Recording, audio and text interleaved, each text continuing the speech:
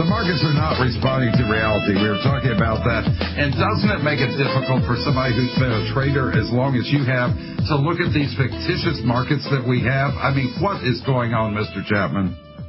Well, in 1988, after the collapse of the market, in October the 20th, 1987, Ronald Reagan signed an executive order called the Working Group on Financial Markets for Emergencies, like they had just had. Well, they distorted it. Reagan's gone, of course, and Wall Street and the Federal Reserve and the U.S. Treasury have distorted this working group in financial markets. And so they're in the market, the Fed and the Treasury, 24 hours a day, rigging every market in the world. And so the government's manipulating. All we know is they're doing it because I can tell by what I see. You know, I'm a professional trader for 25 years. I know the rhythm of the market. Like today, I watch it all day long, and I can tell when the Treasury's in there buying stock to run the market up. Or I can tell when they're selling gold to drive gold down. You certainly can tell toward the end of the day, the last 30 minutes is very telling on all the markets. I've been watching Bloomberg like the last 30 minutes before it closes, and there's always a rush of money that comes in, so that the market will close on a positive, an upswing, and you know that's fictitious, right? They do it all the time. They've been at it all day today. And they get the market up 77 points, and it's got about 20 minutes ago. It'll be interesting to see if they just hold it there or they try to slam it upward. One of the other things that you mentioned, and I find this extremely telling, the largest selling magazine in the world, the Reader's Digest Association, is going into Chapter 11. When Reader's Digest goes Chapter 11, we're in serious trouble. That was a bulwark of America. The Reader's Digest, General Motors, all these were bulwarks of America, and they're all going under. Is there any, I mean, if you were graduating, had a child graduating from college today, what would you tell them to do? A child graduating from college today, what would you tell them to do? I try to tell them to go into sort of an on-the-job training thing, no matter whether they get a degree or not, in anything they can get for the time being, hopefully in the field that they were trained for that they'd like to be in. But the only people who are hiring are the government and medical and technology, biotechnology. That's about it. And so they don't have much choice. They got to take what they can get. But, you know, when I grew up in the 40s and 50s, I had to take what I could get. And so we're going to revert back to the problems on employment that we had during the 40s and 50s and 60s.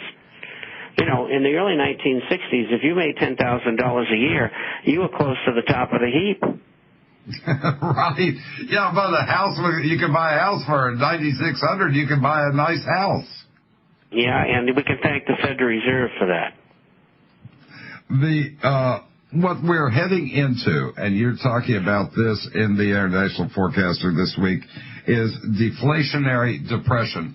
This is a depression they can't control. There's things they can do to manipulate inflation, but is there anything they can do to stop this deflationary period, and what is the effect on the American dollar?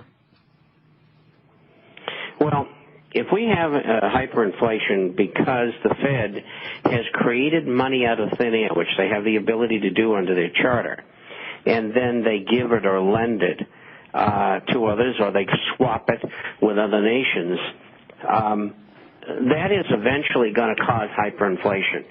I think a good deal of the creation of money and credit by the Fed, which is running around 17% right now, and the M3 figure is distorted, and that inflation, I think, could go over 30% over the next couple of years.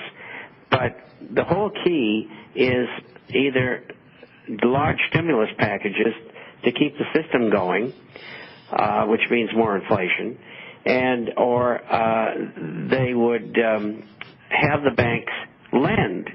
But if the banks lend, what happens to their balance sheet is that they're going to have to start writing off some of these losses that they've got that they don't want to write off. And so you're darned if you do and darned if you don't. So sooner or later, we're going to have hyperinflation, and it'll be followed by people saying, well, I don't have enough business to borrow anymore, so I'm not going to borrow anymore. And when the borrowing ends, deflation totally takes over. Hyperinflation followed by a deflationary period, and the dollar is looks like it may end up being hooked. More when we get back with Robert Chapman, the international forecaster.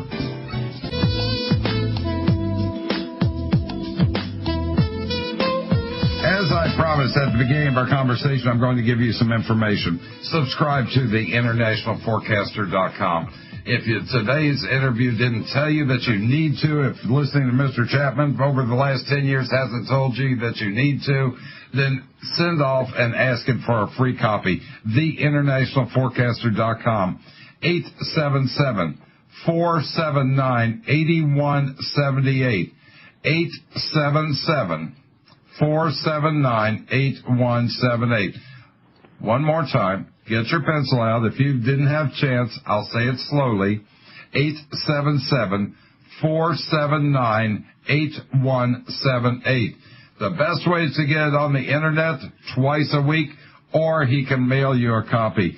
Either way, make sure you've got the International Forecaster in your hand, because there's a lot of things that you talked about that you've named that occurred and that months ago that are now coming into the forefront. You named this as a global recession 2 years before anybody else was talking about it, didn't you, Mr. Chapman?